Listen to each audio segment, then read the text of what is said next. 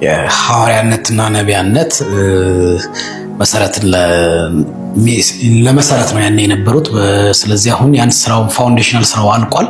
ስለዚህ እነሱ ኦፊሶች አክቲቭ ሆኖ አይሰሩም፣ እነሱ ተቋርጧል ይላሉ። አንተ ተቋርጧል ከምታለ ኮንቲኒየር ሆናል የምትለው እነኚህም የሚቀጥሉ ናቸው የቀጠሉ ናቸው። ትንቢት ሚራኩለስ ጊፍትስ የምንላቸው የታምራት ስጦታዎች የምንላቸው የልሳን መናገር ምናምን ቀጥለዋል ብዬ ነው የማምነው። ልሳን መናገርም ፈውስም አለ ብዬ አምናለሁ እኔ። ግን መታወቅ ያለበት ግን የሐዋርያነትስ ከተባለ ሐዋርያነትን በጥንቃቄ ማየት ያለብን ነገር አለ። ምንድነው ማየት ያለብን ነገር? እንደምታውቀው መጽሐፍ ቅዱሳችን ውስጥ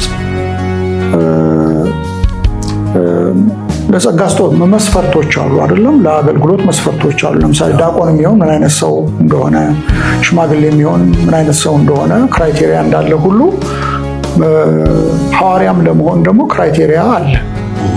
ለምሳሌ ሐዋርያት ሥራ ምዕራፍ 1 ላይ እንደምታውቀው ሰው መረጣ አካሂደው ነበር አይደለም?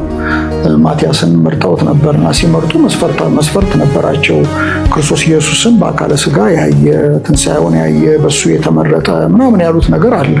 ጳውሎስ ደግሞ ያንኑ ነገር ወስዶ ገላትያ ላይ ሲከረም ምዕራፍ 1 ላይ እኔ ሐዋርያ አይደለሁም ወይ ክርስቶስን እኮ አይቼዋለሁ በሱ ነው የተመረጥኩት ሲል ትመለከታለህ። እንግዲህ አንደኛ ሐዋርያነት ያለ ብለን የምንል ከሆነ ክራይቴሪያው የሚያሟላል ወይ ነው።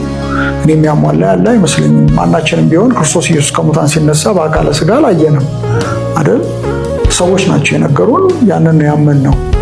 ስለዚህ ክራይቴሪያው የሚያሟላ ሰው የለም ነው አንደኛው ነገር ሐዋርያነትን በተመለከተ። ሁለተኛ ደግሞ የጸጋ ስጦታው የተሰጠበት ምክንያት መሰረትን ለመጣል ነው። መጽሐፉ እንደሚል በሐዋርያትና በነቢያት መሰረት ላይ ታነጻችኋል ነው የሚለው። ስለዚህ መሰረት ጣዮች ናቸው። ከእናንተ ደግሞ መሰረትን ማንም አይመስረት ተብለናል። ስለዚህ መሰረት ጣዮች ናቸው። ቀኖና የሆኑትን መጽሐፍት ያቀረቡልን እነሱ ናቸው። ስለዚህ እኔ እነሱ አገልግሎት የማይተካ አገልግሎት ነው ብዬ ነው የምለው። ስለዚህ እኛ ምንድነን? በመሰረቱና የማዕዘን ራስ በሆነው በክርስቶስ መሃል የምናንስ ሰዎች ነን ብዬ ነው የምለው። ስለዚህ ያ አገልግሎት አንደኛ መሰረት መጣል፣ አሁን ክርስትና መሰረቱን ከጣለ ሐዋርያቶቹ የሚያስፈልጉበት ምንም ምክንያት የለም ማለት ነው። ከዛ የተነሳ እኔ ዛሬ ሐዋርያነት የለም ብዬ የምለው ክራይቴሪያውን የሚያሟላም የለም። ሌላው ደግሞ አገልግሎቱ ሐዋርያ የሚያሰኙ ቤተክርስቲያን መትከሉ አይደለም። መጽሐፎች አንዳንድ ሰዎች እንደዛ አድርገው ይወስዳሉ። አይደለም። ማስተማሩም አይደለም፣ መስበኩም አይደለም፣ ቤተክርስቲያን መትከሉም አይደለም። ሐዋርያ የሚያሰኘው ነገር ምንድን ነው? መሰረት መጣሉ ነው።